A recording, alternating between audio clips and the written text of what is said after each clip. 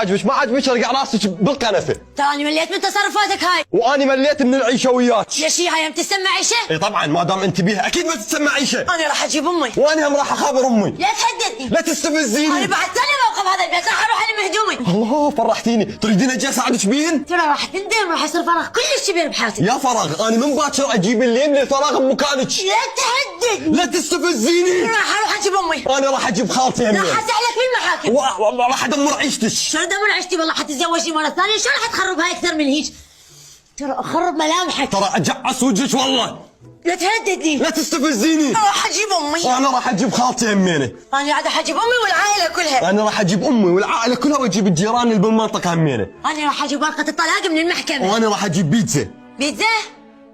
لحم ودجاج. اجيب لحم واجيب دجاج بكيفي. خوش لعد انا راح احضر المقبلات بين ما انت تجيب البيتزا. ماشي اتفقنا وانا راح اشغل التلفزيون.